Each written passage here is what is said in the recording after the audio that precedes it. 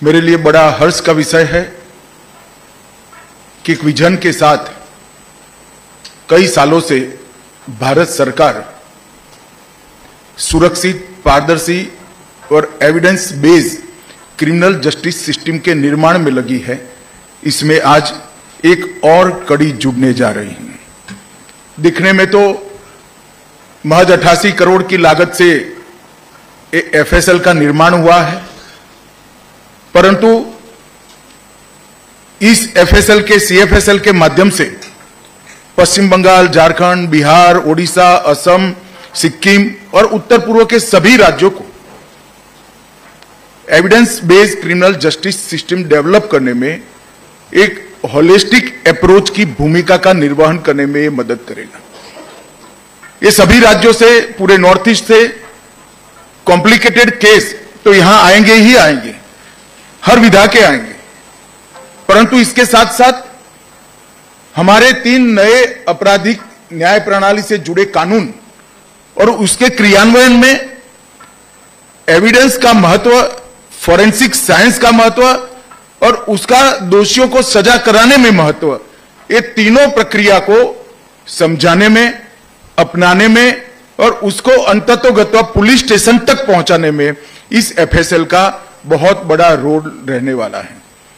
क्योंकि भारत सरकार ने समग्र देश के अंदर एक सीएफएसएल का जाला बुनकर 3-3, 4-4 राज्यों के क्लस्टर बनाकर वो 3-4 राज्यों के क्लस्टर की क्रिमिनल जस्टिस सिस्टम को एविडेंस बेस्ड बनाने का एक उपक्रम चालू किया है।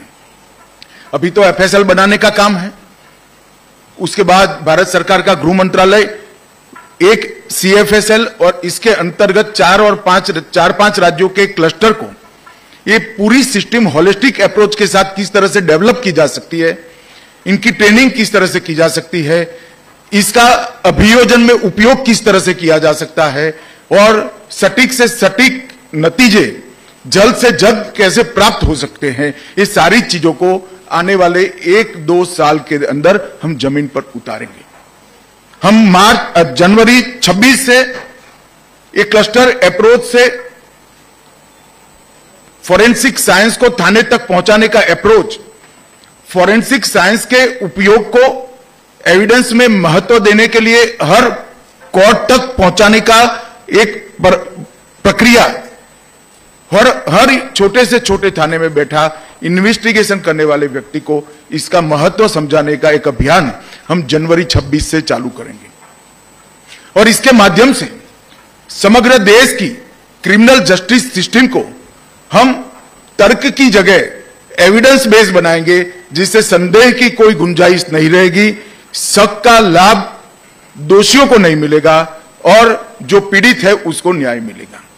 ये पूरी प्रक्रिया तभी हो सकती है जब पूरे देश में जितने भी पुलिस स्टेशन है, जितने भी हमारे पब्लिक प्रोसिक्यूटर्स हैं और जितने भी कोर्ट है, वो सब ये पूरी प्रक्रिया का महत्व समझे, इसको अपनाएं और अपने कामकाज में उसको महत्व का स्थान दें।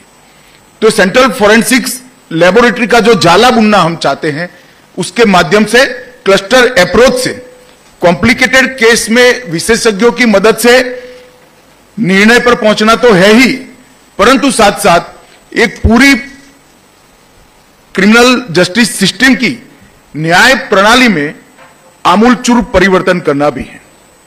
ये जो 6 एकड़ में लगभग 90 करोड़ की लागत से सीएफएसएल बनी है, इसमें बायोलॉजी, सीरोलॉजी, डीएनए परीक्षण, केमिस्ट्री, विस्फोटक, विष विज्ञान, narcotics, ballistic, computer science, psychology और फिजिक्स, ये सब डिपार्टमेंट एक साथ चालू होंगे।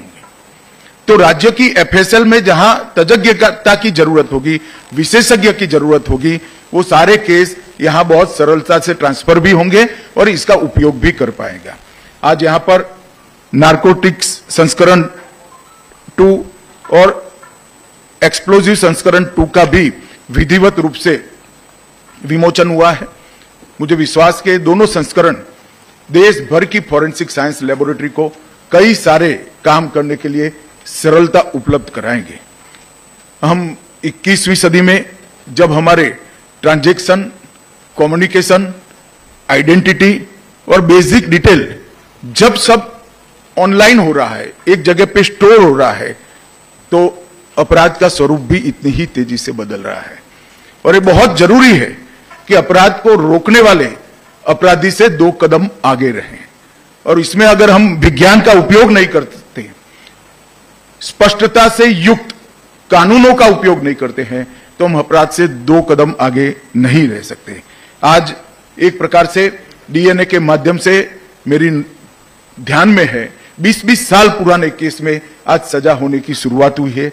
फॉरेंसिक ऑडिट से बड़े बड़े आर्थिक घोटाले भी अब बाहर आने लगे हैं और एक नए एरा में हमारी क्रिमिनल जस्टिस सिस्टम पहुंच रही है। Mobile forensic, call details analysis, app uses का ट्रेस और साइकोलॉजिकल प्रोफाइलिंग ने एक हमारी आपराधिक न्याय प्रणाली को नए एरा में पहुंचाने में बहुत बड़ा योगदान दिया है।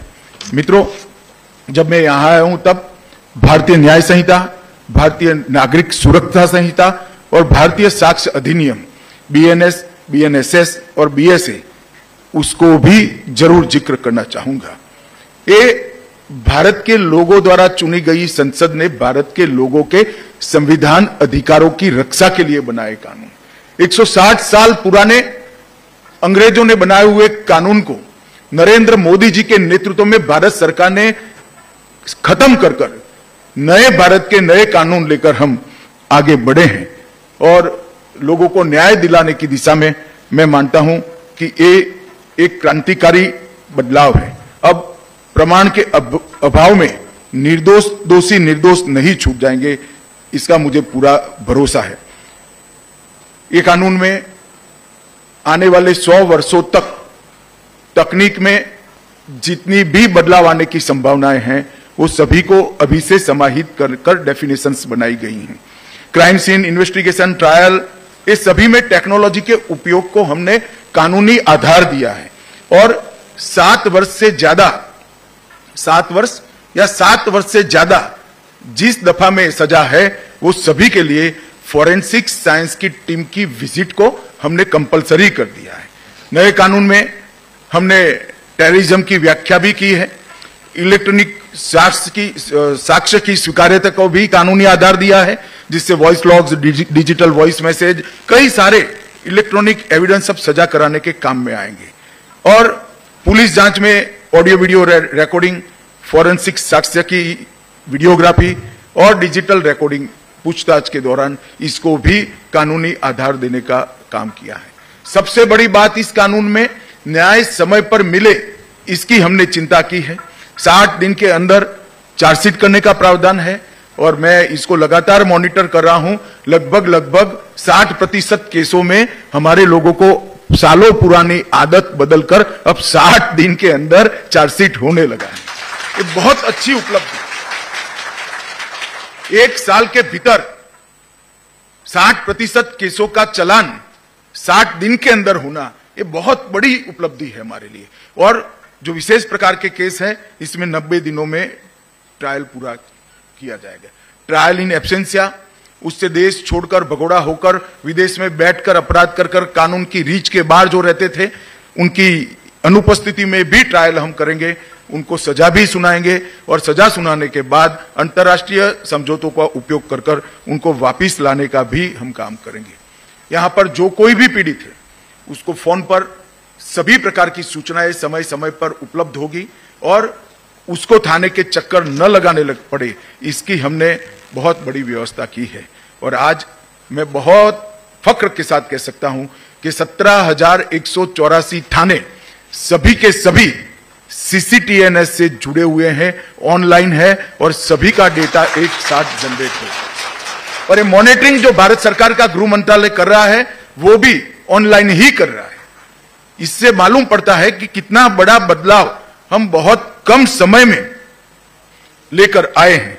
और फॉरेंसिक्स जांच की जो हमने कानूनी वैधता तय की है, इसमें हमें फॉरेंसिक्स एक्सपर्ट्स भी चाहिए और सुविधाएं भी चाहिए।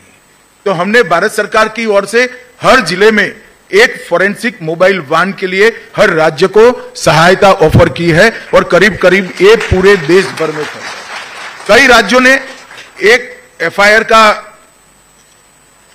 संख्या देखकर उन्होंने अपने आप बढ़ाए हैं, और इसके साथ हमने दूरदर्शिता के साथ कानून 24 में आया, 20 में हम नेशनल फॉरेंसिक साइंस यूनिवर्सिटी की स्थापना कर चुके थे, और अब 16 परिसर स्वीकृत हो चुके हैं, 7 स्थापित हैं, 8वां भी नागपुर में अस्थायी कैंपस में शुरू हुआ, और बाकी के 8 प्रोसेस में हैं। और इसके अलावे 10 अतिरिक्त परिसर, मतलब 26 परिसर करीब करीब हर बड़े राज्य में एक एनएफएसयू की कॉलेज हम बनाएंगे, जिससे ट्रेन मैन पावर मिले। इसको बारीकी से अगर कोई स्टडी करे तो 26 परिसर से 36,000 विद्यार्थी डिप्लोमा, डिग्री और पीएचडी के साथ बाहर निकलेंगे, और हमारी रिक्वायरमेंट साल की 30,000 तक की है। तो एक प्रकार से जितनी रिक्वायरमेंट है इतना ट्रेन ह्यूमन रिसोर्स बनाने का काम हम एडवांस में ही समाप्त कर चुके हैं, और मुझे विश्वास है कि सारे बच्चे जो बाहर निकलेंगे वो एक नई ऊर्जा के साथ, नए विश्वास के साथ हमारी आपराधिक न्याय प्रणाली को कंट्रीब्यूट करेंगे। मैं सीएसएफएल की बात करूं तो सीएफएसएल पुणे बायोलॉजी और केमिकल फोरेंसिक्स में बहुत आगे बढ़ चुका है। सीएफएसएल भोपाल, गुवाहाटी और जम्मू वो भी अच्छे तरीके से एक्टिवेट हो चुके हैं। सीएफएसएल चंडीगढ़ डीएनए टेस्टिंग के लिए आज दुनिया की सबसे आधुनिक से आधुनिक फोरेंसिक लेबोरेटरी के समकक्ष है, और एनसीएफएल हैदराबाद डिजिटल युग में जितने भी अपराध होते हैं इसके विश्लेषण के लिए हमने बहुत सक्षम बनाया है। 1300 करोड़ से अधिक लागत से एनएफएसयू के और 9 कैंपस बनेंगे, और 860 करोड़ की लागत से नई 7 सेंट्रल फोरेंसिक साइंस लेबोरेटरी बनाएंगे, जो उत्तर प्रदेश, छत्तीसगढ़, उड़ीसा, राजस्थान, तमिलनाडु, केरल और बिहार में होगी। तो एक प्रकार से देश भर में राज्यों की फोरेंसिक साइंस की फैसिलिटी को एक सपोर्ट बेस बनाने का काम भारत सरकार के गृह मंत्रालय ने कर दिया है। लगभग 2080 करोड़ की फोरेंसिक क्षमताओं के आधुनिकीकरण की योजना भी हम ला रहे हैं, और 200 करोड़ की लागत से नेशनल फोरेंसिक डेटा सेंटर की स्थापना भी करेंगे, जिससे अनेक प्रकार के डेटाओं का संग्रहण और आर्टिफिशियल इंटेलिजेंस के आधार पर इसका विश्लेषण, और वो विश्लेषण का हर फोरेंसिक साइंस को उपलब्ध कराकर जांच को और पैनी बनाने का काम हम करेंगे। इससे भारत अब एविडेंस बेस्ड जस्टिस के युग में प्रवेश करने की बहुत सरलता हो जाएगी। भाइयों बहनों, आज मेरे सामने ज्यादातर लोग वो बैठे हैं जो इस लैब से जुड़े हैं या इस काम से जुड़े हैं। मेरा आप सभी से अपील है, इसको हम प्रोफेशनल काम न समझें।